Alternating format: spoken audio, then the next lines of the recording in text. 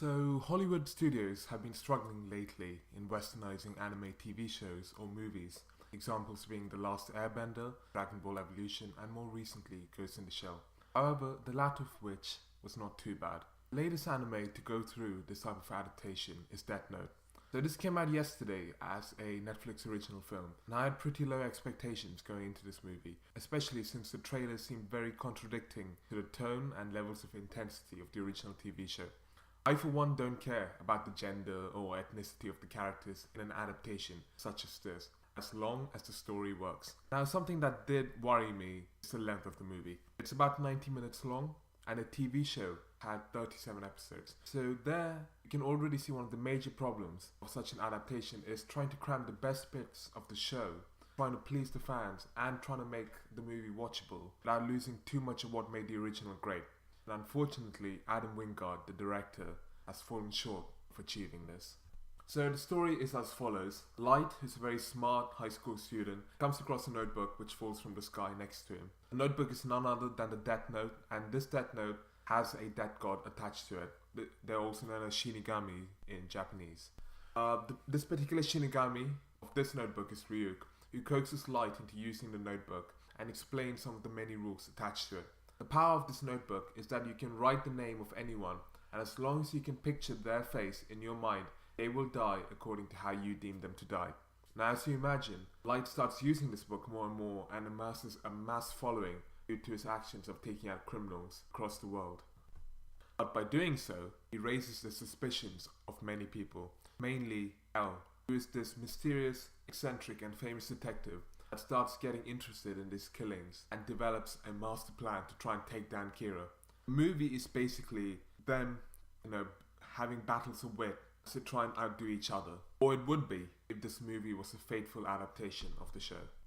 Now, due to the length of the movie, everything feels very rushed and you don't get to relate to either of the two main characters. Especially the last third, which becomes this action flick and completely loses all the drama and tension that was built up before it.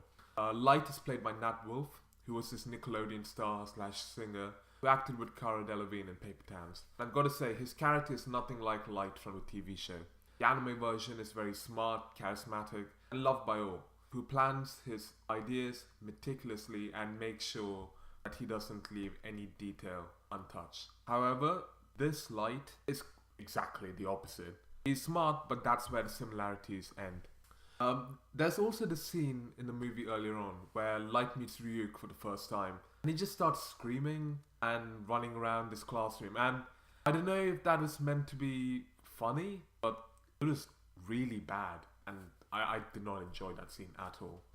The humor in this movie is just stale, to be honest, and Nat Wolff's performance was probably the weakest out of all the characters that were in the movie.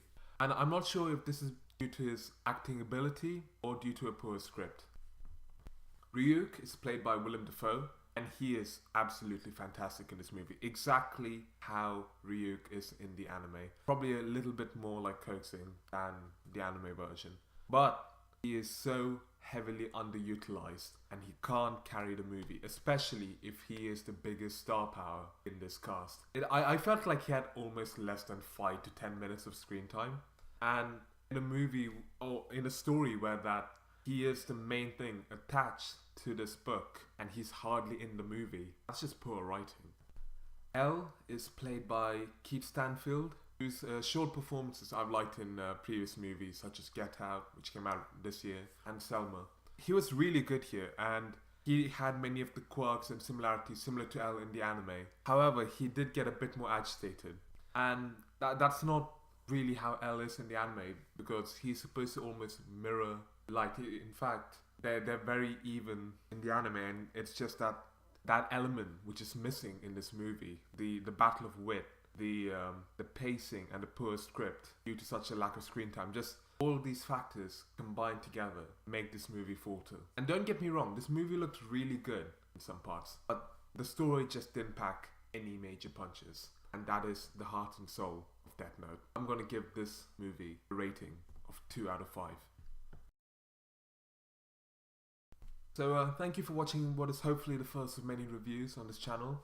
If you really like this video, please hit that like button, and if you want to be notified for any new reviews, please hit subscribe. Thank you.